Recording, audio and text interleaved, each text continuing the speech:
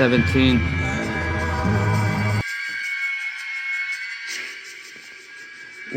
What's that sound? Knaak asked, looking up from the pattern he had drawn in the sand. Close to his side, Galena shook her head. I hear only thunder, my knight. Hero's listening again. Sounds like battle. From the direction of the city. Perhaps a celebration. Maybe it's the Sultan's birthday. Knaak frowned to himself, suspicious of her continual denial of what he certainly recognized. Although his memories and those of Bartuk's had intermingled to the point where it had become hard to tell one from the other, both sets of memories now aided him in determining that he had heard correctly. The clatter, the shouts, they all spoke of violence, of bloodshed. Part of him felt tempted to join in. No, he had more important things to do. Horizon's tomb. What the beguiling witch evidently called the arcane sanctuary had to lie somewhere near, perhaps even beneath where he presently stood. He knelt down again, ignoring Galena's momentary look of relief. Something about the pattern he had drawn, an upside-down triangle with circles around each corner and 3 crescents beneath, did not look right. That the fighter should not have even known of such spells no longer bothered him. Bartuk had known them, therefore Knaak Vizeran did. What's missing? The witch hesitated. One of 2 things. To search for a person, you would need a pentagram in the middle of the triangle. To search for a place, you need a larger pentagram surrounding all the rest. She made perfect sense to him. Nora grimaced at having forgotten so simple. He rewarded her with a smile. Very good. Despite the fact that her magical skills augmented his own growing abilities and her physical charms enticed his basic nature, not for a minute did the veteran soldier trust his new companion. She told half-truths and hid much from him. He could sense her ambition. The enchantress saw him as useful to her own ends as he saw the same where she was concerned. So long as she aided his efforts, Knaak had no trouble accepting her lies. However, if she tried to betray him later on, he had no compunction about dealing with her as he would have any traitor. Some part of him within still did battle with what he had become. Even now, Knaak sensed that such thoughts as he had just had about Galena went against what the veteran had believed in most of his life. Yet it seemed so easy to accept those thoughts now. His mind shifted back to this task. He had to find Horizon's tomb, although why still remained a mystery to him. Perhaps when he did discover its whereabouts, then the reason for the quest would finally become clear. He drew the larger pentagram, choosing to try to find the sanctuary rather than the man. Horizon would be little more than bones, making it somewhat more difficult to fix upon him. The edifice itself represented a larger, more distinct target for the spell. Have you cast anything such as this before? Galena gave him a proud look. Of course I have. Her look faltered slightly.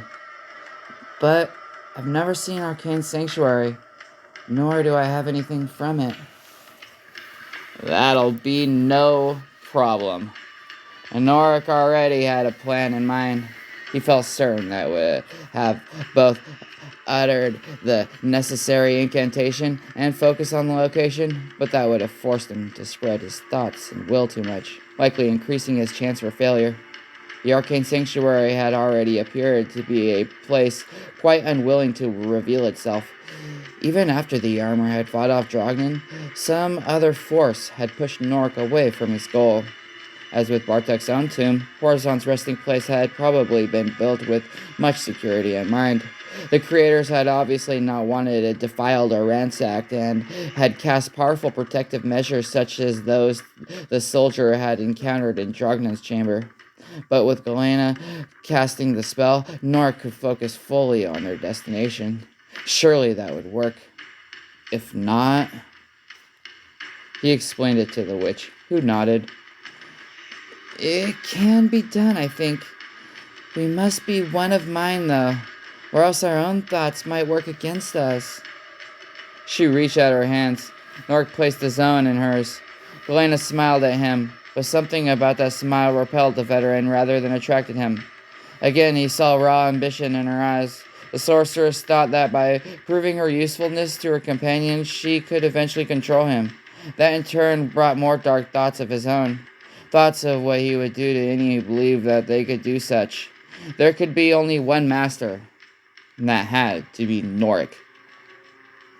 Picture it, she muttered. Picture where you want us to go. In his mind, Norik imagined the tomb as he had seen it the first time. He felt certain that the initial vision had been the true one, that the force trying to keep him from the sanctuary had afterward attempted to confuse the memory. The robed skeletons, the stone coffin with the symbol of the dragon over the crescent moon, these surely had to be the true images of the tomb. Holding tight, Galena leaned back, her eyes closed and her face toward the sky. She swayed as she muttered the incantation, pulling at her companion's gauntleted hands. Norik shut his own eyes, the better not to be distracted by the witch's body while he pictured Horizon's resting place. An eagerness swelled within him. This would work. He would be transported to the arcane sanctuary. Then what? Norik had no time to divine an answer to that question, for suddenly he felt his entire body lighten, as if he had become more spirit than flesh. The only tug of weight he felt at all came from his hands, where the sorceress still gripped him tight. Nizaros, Arrow, cried Galena.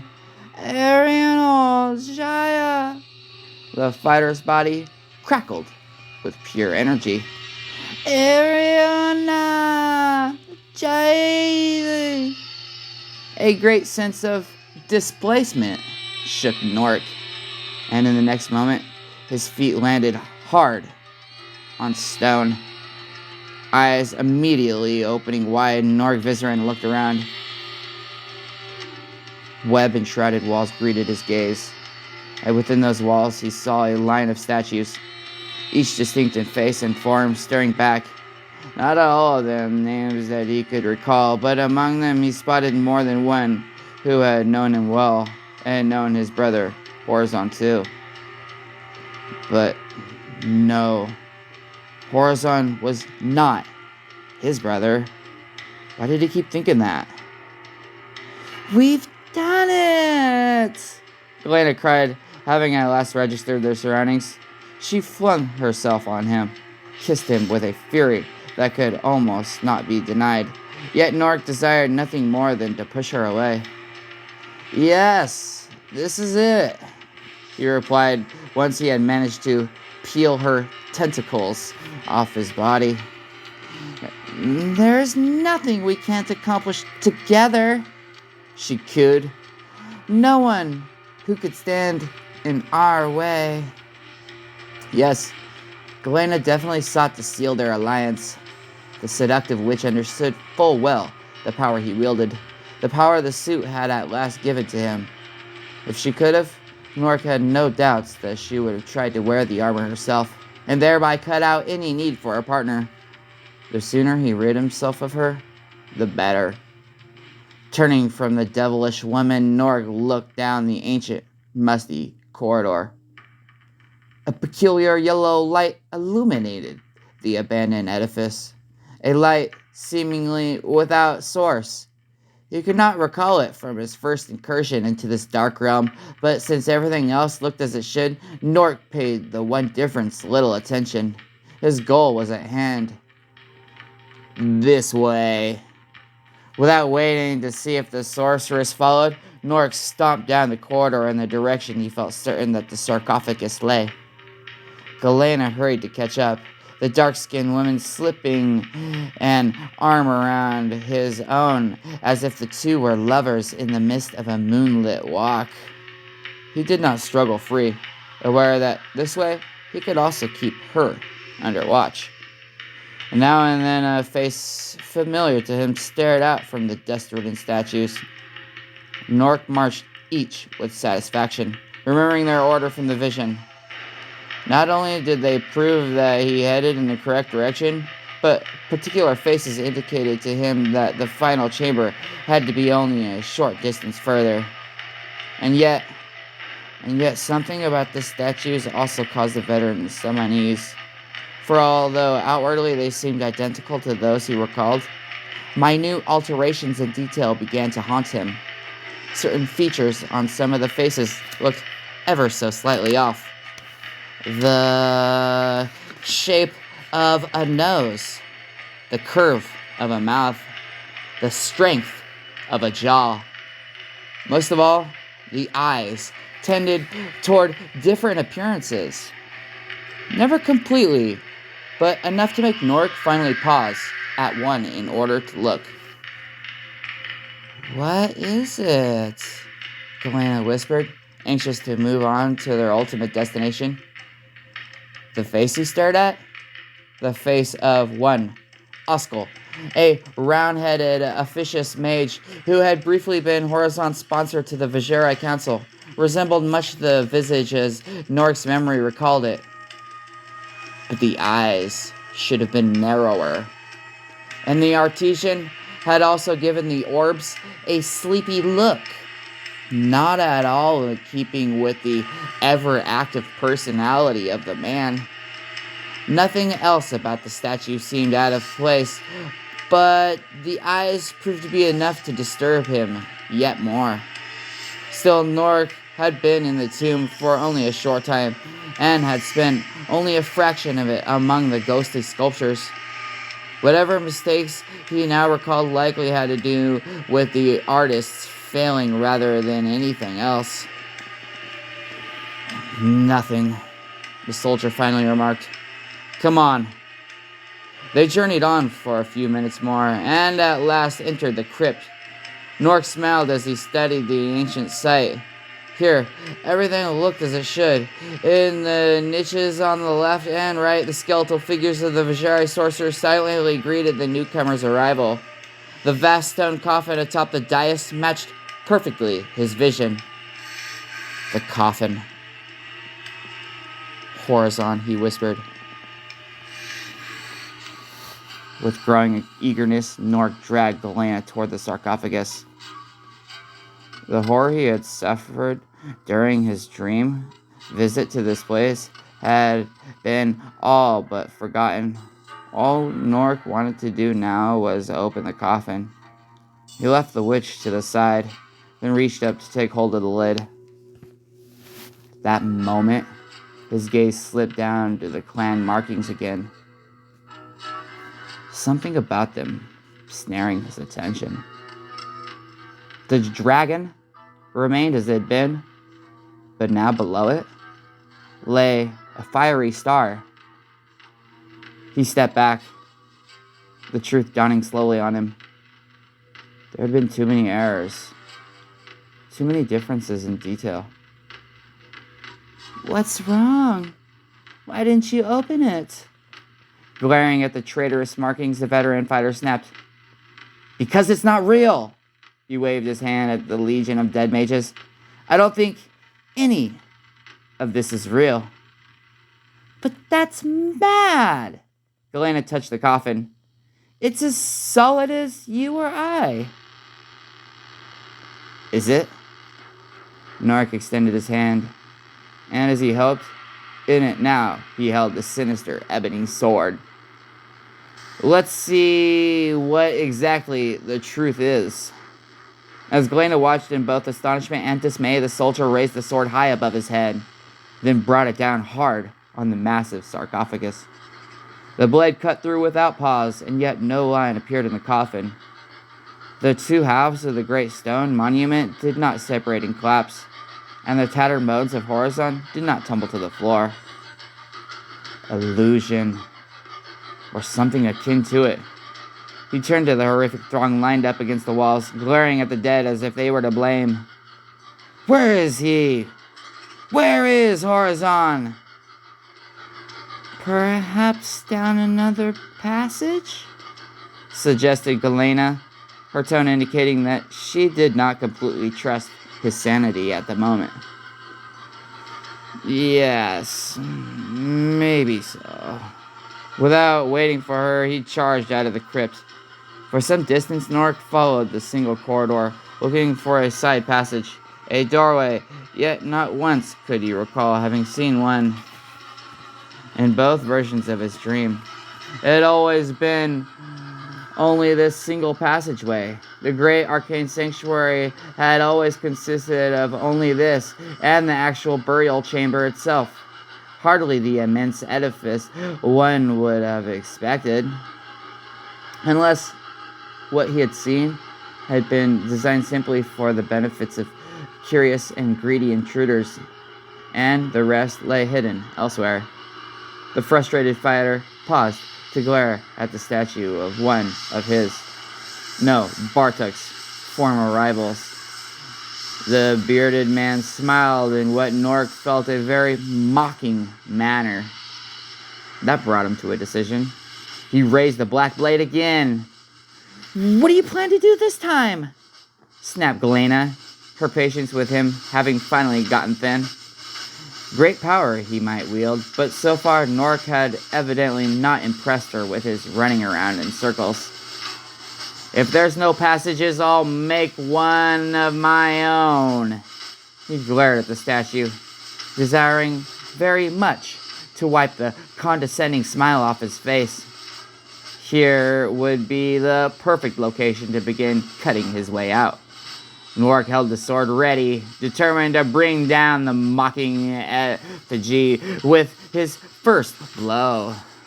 But as he swung, as the blade came within inches of beheading the smiling statue, Knaak's entire surroundings fragmented.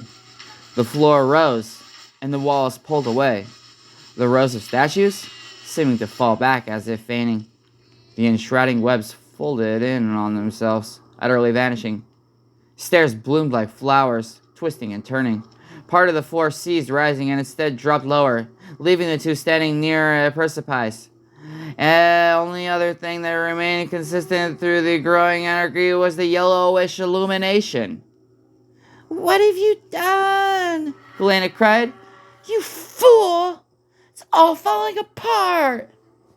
Knaak could not answer her, but unable even to keep his footing, he fell back, the heavy armor dragging him down. His weapon flew from his grip, and as it did, it faded away. The ground shook, keeping him from rising, and worse, rolling him toward the edge. Help me! He called to the sorceress, growing desperate. The gauntlets tore at the stone floor, but could not get a grip anywhere. Around him, the arcane sanctuary continued to transform itself without any noticeable rhyme or reason, almost as if the tomb had gone into convulsions as a human might. Galena looked his way, hesitant, then looked to her right, where a stairway had suddenly formed. Help me, damn it! She sneered at him. What a waste of my time! You? Augustus? Zazax? All of you! Better I relied only on myself. If you can't even pick yourself up, you might as well just stay here and die, fool! With one last contemptuous glance at Knaak, Galena started towards the steps. No! Anger and fear vied for supremacy in him. Anger and fear of the likes the fighter could have never imagined.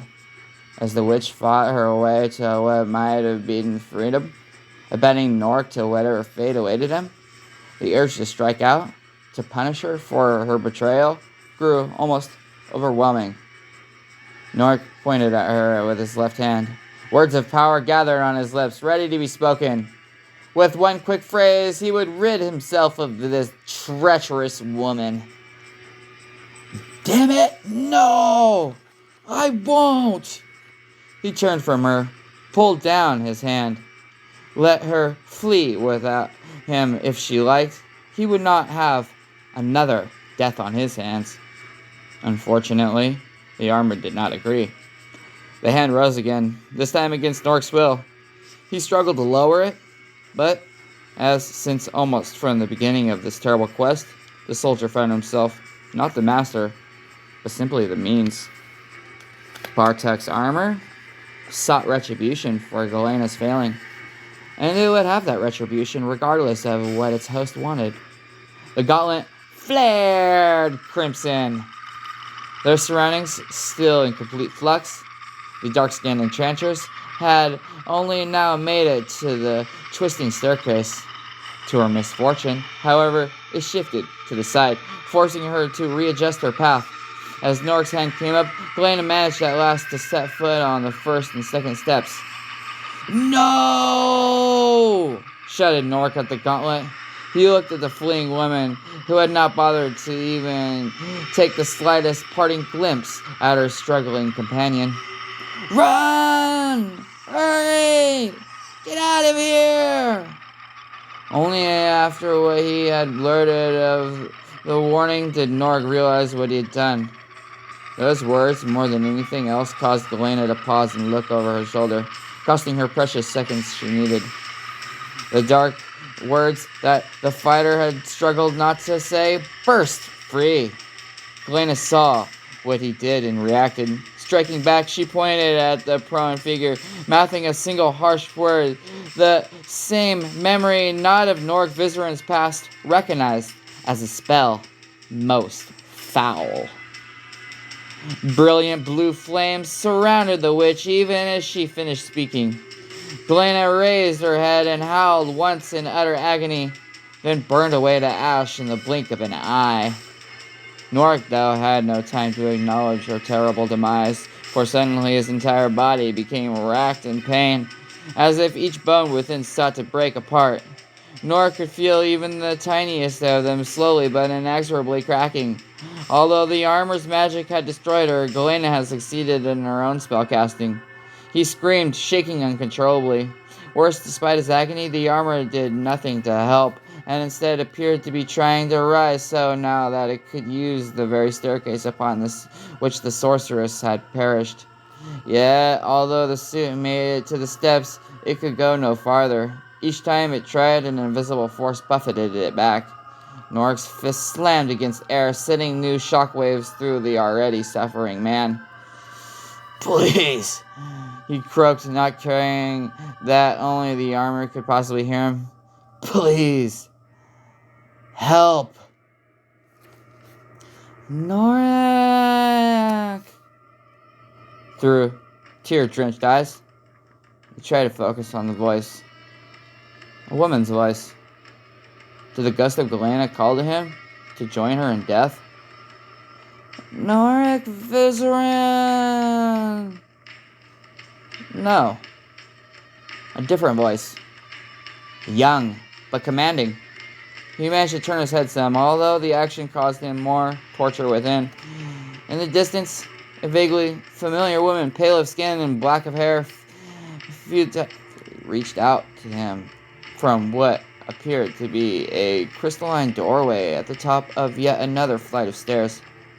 Behind her stood another figure, this one male and with long, wild hair and a beard both as white as snow. He looked suspicious, curious, and frightened all at the same time. He also looked even more familiar than the woman. To Nork, he could be only one other person. Horizon? The soldier blurted. One of the gloved hands immediately came up, the gauntlet ablaze with magical fury. Bartek's armor had reacted to the name, and not with pleasure. Nork could feel the formation of a spell, one that would make Galena's death seem a peaceful end. But as if reacting in turn to the armor, an awful moaning arose, as if the very building itself took offense to what it saw. Horizon and the woman suddenly disappeared as the stairway shifted a different direction, and new walls formed. Nork discovered himself suddenly standing in a high, columned hall that looked as if a grand ball had just ended. Yet, even that changed quickly. No matter what the room, no matter where the woman and Horizon had gone, the armor did not care. Another spell erupted from the fighter's mouth, and a ball of molten earth flew from his hand, exploding seconds against the nearest wall. The moaning became a roar. The entire sanctuary shook. A tremendous force buffeted Nork from every side. Worst, he realized that not only did the air close in on him, but so did the walls and the ceiling. Even the floor rose. Nork raised his arms, now evidently his own again, in a last futile effort to stave off the onrushing walls.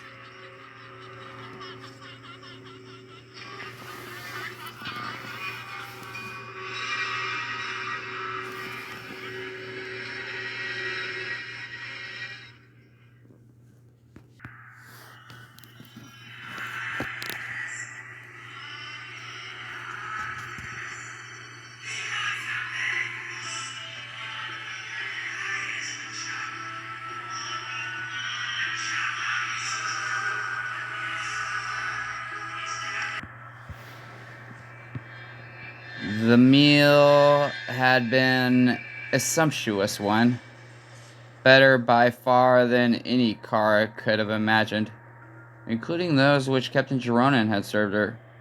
If not for the fact that she was the prisoner of an insane mage, she would have enjoyed it even more. During the meal, the necromancer had tried on more than one occasion to pluck some bit of reason from the white-haired sorcerer. But from Horizon, she had only received babbled words and inconsistent information. At one point, he had spoken of having discovered by accident the arcane sanctuary, the name by which legend called Horizon's tomb. Then he had told Kara that he had built it all by himself through masterful sorcery.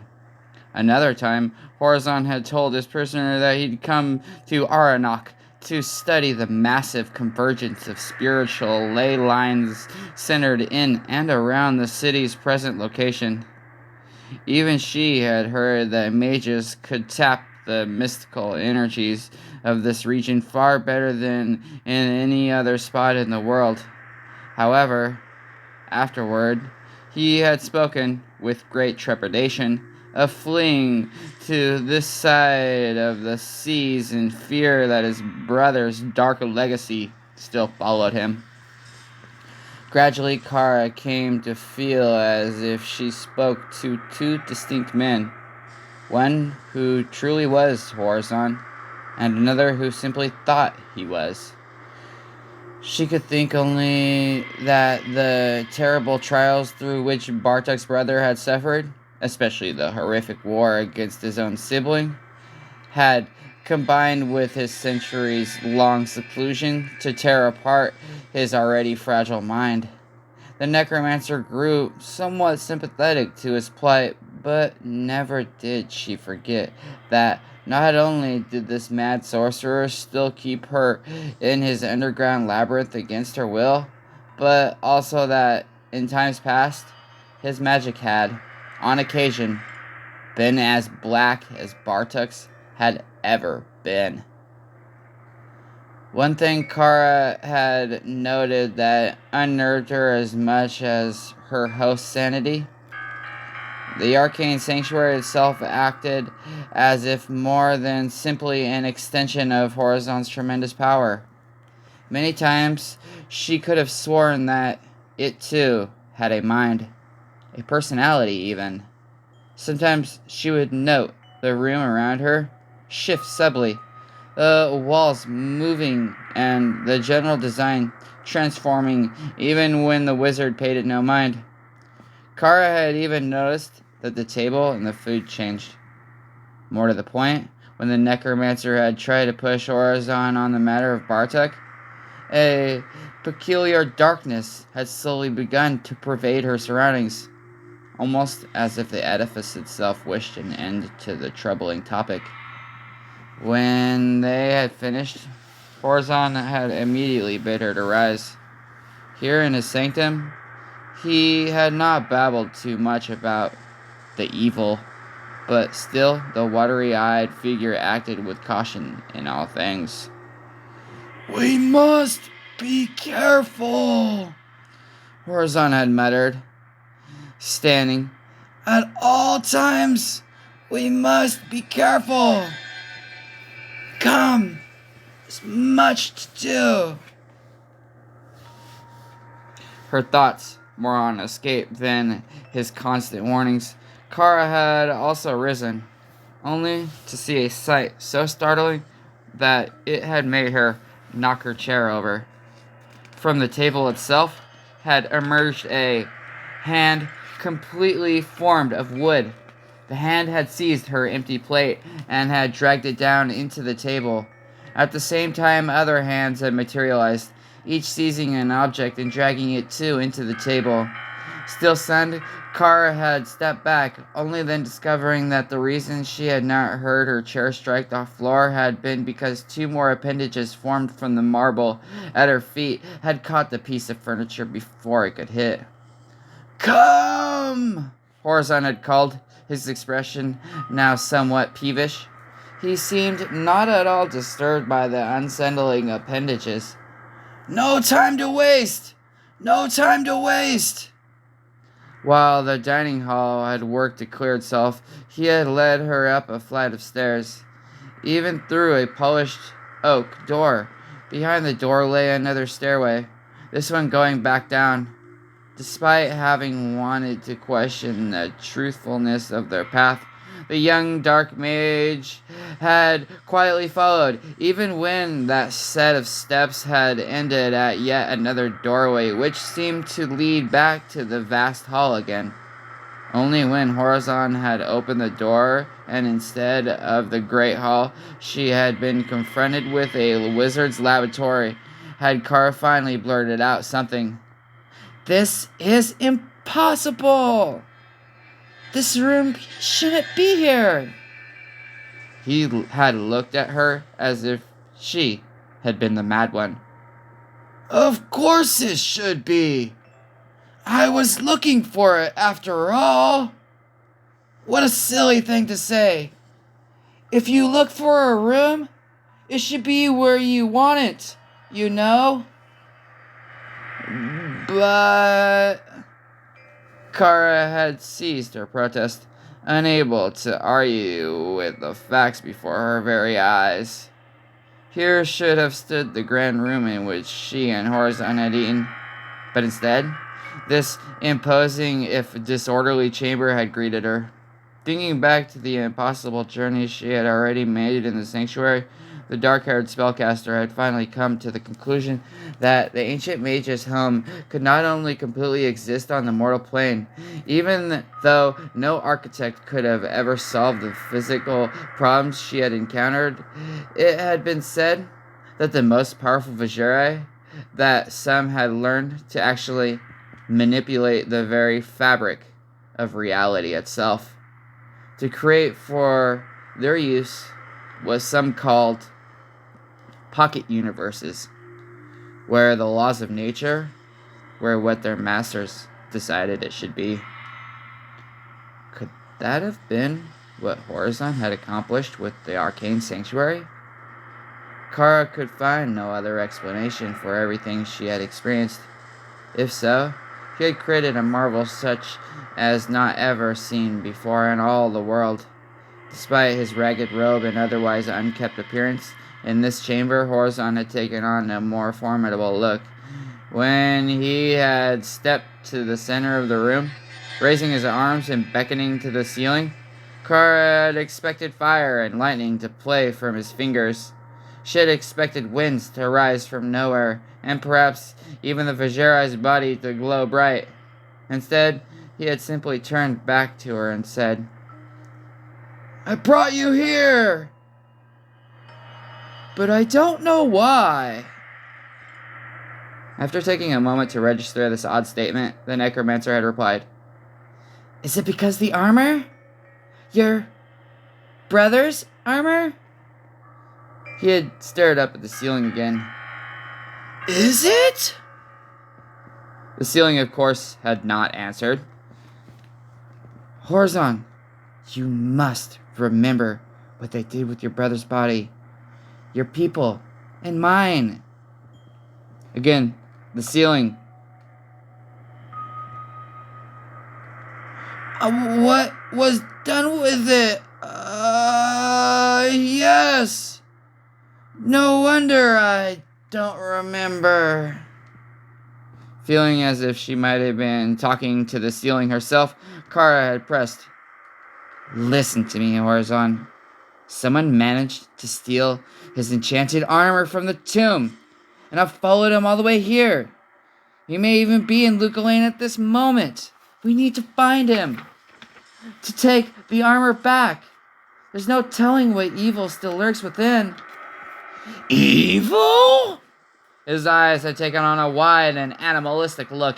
Evil? Here? Kara had bitten back a curse. She had stirred him up again. So much evil about! I must be careful! A condemning finger had pointed at her. You must go! Horizon, It had been at that moment that something had happened. Something that had passed between the wizard and his lair. Seconds later, she had felt the entire sanctum shiver. A shiver more than that of a living thing, not simply a structure caught in some shockwave. No! No! No! I must hide! I must hide! Horizon had looked completely panic-stricken. He might have even fled from the chamber, but the room again transformed. The sorcerer's tables of equipment and chemicals receded from the two, and from the floor, a gigantic crystalline sphere arose to eye level. A huge hand formed from the stone below, keeping it there. In the center of the sphere, a vision had coalesced, a vision of a man whom Kara Nightshadow had never truly seen, but had still been able to identify immediately, thanks to the crimson armor he wore. It's him! Knaak Vizarin! He has the armor!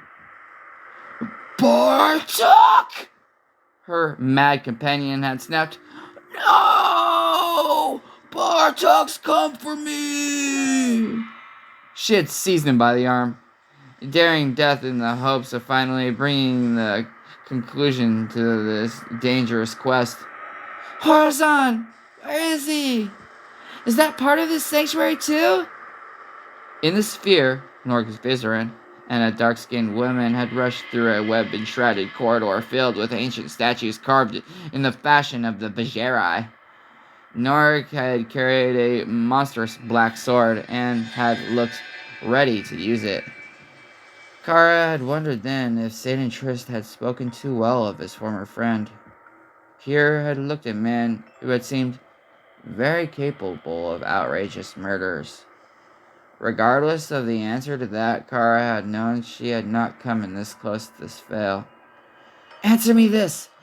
Is that part of the sanctuary? It must be. Yes, it is. No, leave me be. He had torn free from her, headed to the door, only to be stopped there by the hands sprouting from the floor and walls. Hands that kept him from abandoning the necromancer. What? She had been able to say no more, startled by what seemed the vehemence in the hand's actions. Horizon's very stronghold had seemed in rebellion, forcing him to return to Kara. Let me go! Let me go! This mad sorcerer had cried out to the ceiling. It's the evil! I mustn't let it get me! As the raven-tressed women had watched, a sullen expression had finally crossed Horizon's wrinkled face. All right. All right.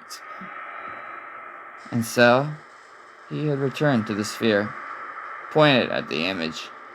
By this time, Nork had confronted one of the statues, shouted something in anger at the crystal did not relay, then raised the black blade as if prepared to strike. At the same time, Horizon broke out. Cricos dominios estoparo! Crico dominios morto! Chaos had erupted in the scene with the walls, floors, and stairs shifting, materializing, or disappearing. In the midst of the madness, the two figures had struggled to survive. However, Nork Vizerin had been unable to save himself, falling near an edge and then being unable to rise because of the constant motion all around him. The woman, a witch, in Kara's mind, had completely abandoned the helpless fighter, choosing instead to head toward what seemed a fairly stable set of stairs. Grigos Dominios Mortal! Her companion snapped. Something in his tone had made Kara look at Horizon, and in his eyes she had read nothing but death for the pair. So this is how it would end. Not by the hands of the revenants, nor through her own sorcery, but by fatal spells of Bartok's own crazed brother, for the which she had felt nothing, but because of Trist's tales of the veteran fighter, a spark of sadness had still touched her. Perhaps there had been good in the man there once, but not at the moment. The scene had revealed Nork determined to slay his wayward partner. He had pointed one gauntleted hand at her, shouted something, but not at that moment. The scene had revealed Nork determined to slay his wayward partner. He had pointed one gauntleted hand at her, shouted something. Only then Kara noticed the look of horror and regret on his face. No satisfaction, no dark intent, only fear for what he would do to the fleeing woman. But that had made no sense. Unless... What did he say, Horizon? Do you know what he said? I need to know. From the crystalline sphere had suddenly burst a man's fearful voice. Damn it! I won't! Then, no! Run! Hurry! Get out of here! Not the bitter shouts of a vengeful murderer, and yet the image had still shown him ready to strike down his fleeing companion. However, his expression had continued to belly that notion. Nork Vizerin had actually appeared as if he battled for control of himself. Or, of course. Horizon, you must stop this. You must help them. Help them? No! No! Destroy them, and I destroy the evil at last. Yes, at last. Kara glanced at the sphere again, just in time to witness not only the witch's awful demise, but the women's own last attack on the fighter. Nork's cries had filled the Horizon's chamber, the sphere apparently still fulfilling the necromancer's previous request. Listen to me. The evil is in the armor, not the man. Don't you see? His death would be a travesty, a tipping of the balance. Frustrated at Horizon's unyielding expression, she had glared up at the ceiling. The wizard seemed to consult some power up there, some power that did not merely exist in his mind. To it she had cried, Bartok was the monster, not the one clad in his armor, and only Bartok would take a life so. Once more, gazing at the mad maid, she concluded, or is it Horizon, just like his brother? The reaction to her desperate declarations had startled even Kara. From every wall, even the ceiling and the floor, mouths had formed in stone. Only one word had issued from each, the same word over and over. No! No! No! The crystalline sphere had suddenly expanded, and even more startling, opened up. Within it had arisen a stairway, which Kara had imagined had led somehow, as impossible as it seemed, directly to the struggling Norik. Horizon had refused to aid her, but the arcane sanctuary had not. The necromancer had immediately rushed to the crystal, pausing only when she came to the first step. Despite having offered her this path, the enchanted sanctum had continued to assault Norik, making rescue difficult. Momentarily uncertain, Kara had initially chosen to call to the fighter to see if he could perhaps make it to her without her having to enter the chaos. He had responded to the second call by shouting Horizon's name. Confused, Kara had withdrawn the hand she had offered, a symbolic gesture intended to let him know she had meant only help. As she had done that, he, in turn, had reacted oddly, moving as if he intended not to come to the necromancer, but to slay her.